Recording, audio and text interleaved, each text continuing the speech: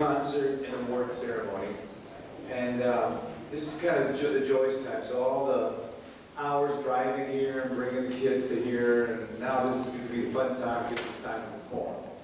And for us, my particular family, the Vongsachang family, has just been an absolute godsend for us, and I'll tell you why. As you read their mission statement, it says the San Marcos Youth Orchestra is committed to offering a musical educational outreach program that nurtures the lifelong appreciation and enthusiasm for music. And they just hit that so on the mark. Because that passion that they have for the music, it's contagious. And it brings volunteers, it brings a willingness by the parents, it brings everybody together to pursue the dreams that our kids may have for music. In our particular case, he came up on the violin all by himself. I mean, it's not in our family, it's not anything, and we thought, well, what do we do with this thing? And through that came my wife's research to find a place, and that's when the Vongsachang family came about, and we couldn't believe this particular program. And it's a program that has nurtured my son's dreams and has made it possible for him to go ahead and pursue all those things. And I come from a sports background, so we have a saying that says that champions are made when no one is looking. And I've come to find out that also applies to music. Because in music, so much of the journey before they get to this particular stage is the hours and hours of practice and how they go about it and how they're motivated.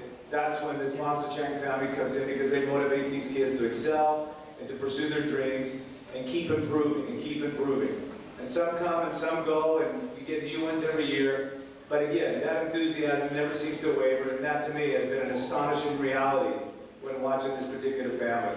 My son in particular, he spends his nights practicing by calling his grandmother, who lives back in South Carolina the rest of the year, practicing for 1 hour on FaceTime and plays the violin for her. And that has been a real joyous experience for him. So without further ado, now I'd like to go ahead and take the time to go ahead and introduce part of the great Vongsachang family. The co-president here is Hurlink Vongsachang.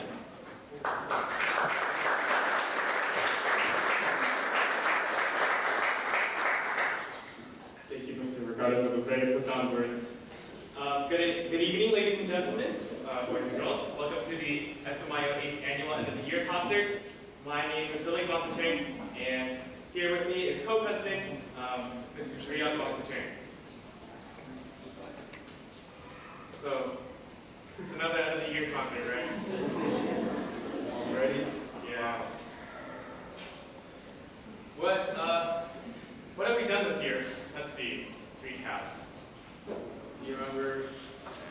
I don't remember. Yeah, I've been pretty jammed with a lot of school lately, and these years are pretty tough.